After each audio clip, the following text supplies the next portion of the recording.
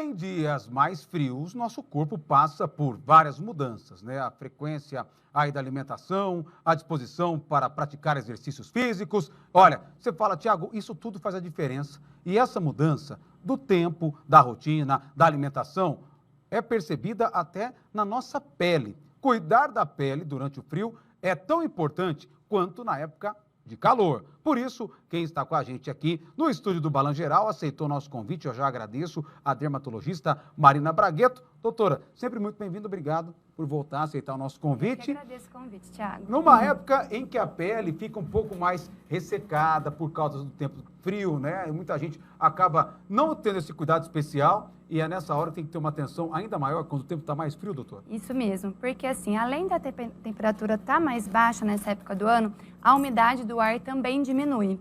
Isso tudo acarreta mudanças na nossa pele. É como se a nossa barreira cutânea ficasse mais exposta, mais comprometida. Então isso aumenta a chance de coceiras, irritações, alergias. Por isso os nossos cuidados têm que ser redobrados nessa época do ano. E o frio, ele pode aumentar essa reação alérgica? Existe alguma forma de testar produtos de uma forma mais segura? Porque quando a gente tem uma alergia, a gente fala que todo mundo tem um pouquinho de médico, né? Então, passa aquilo, faz aquilo, faz... E aí, isso pode ser perigoso, né?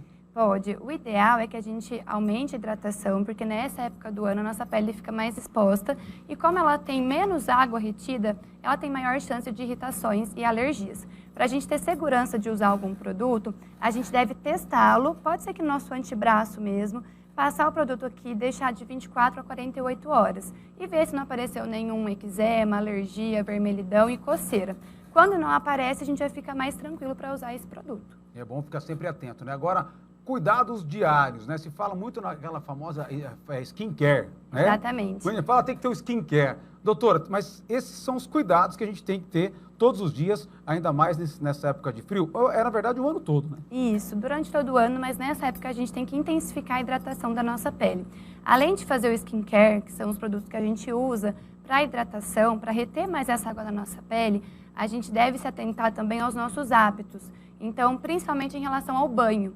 O tomar banhos mais não tão longos, mais curtos e com a água não tão quente também ajuda a proteger a nossa barreira cutânea. E uma coisa importante, Tiago, evitar de usar a bucha.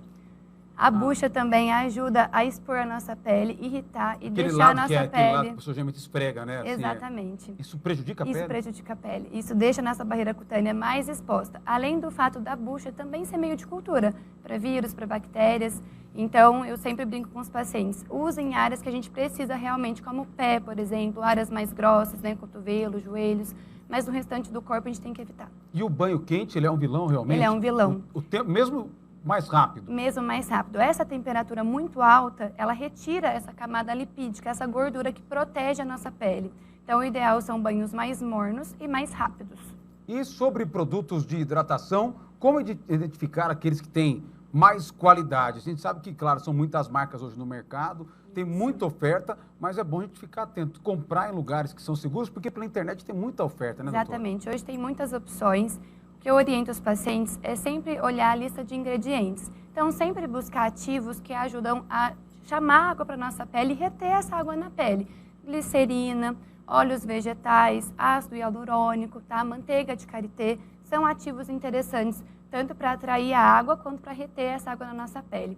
Outra coisa importante também é olhar se esse produto é testado dermatologicamente, porque isso também ajuda a gente a confiar que é um produto preparado para hidratar a nossa pele. Isso na própria embalagem vem essa orientação? Isso, mostra que está testado dermatologicamente. E uma outra questão também, quando está frio, a gente acaba, o sol fica meio escondidinho, o tempo meio nublado, a pessoa não usa muito protetor solar, né? Mas fala assim, não tá nem sol.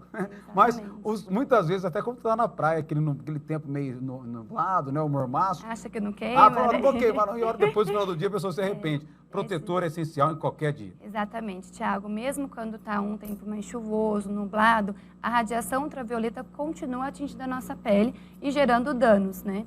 Então, mesmo nesses dias, a gente tem que aplicar o protetor solar de manhã e reaplicar após o almoço, e na quantidade certa. E também uma outra questão, né? O inverno vai entrando agora no meio do ano, mas o tempo já mudou, já está um pouquinho mais frio. Exatamente. Esses cuidados maiores para o inverno, nessa Começa época, desde pode começar o quanto Exatamente. antes. Uma outra dica que eu gosto de falar para os pacientes, tem muita gente que não gosta de hidratante, não gosta daquele toque mais pegajoso, que às vezes fica grudento.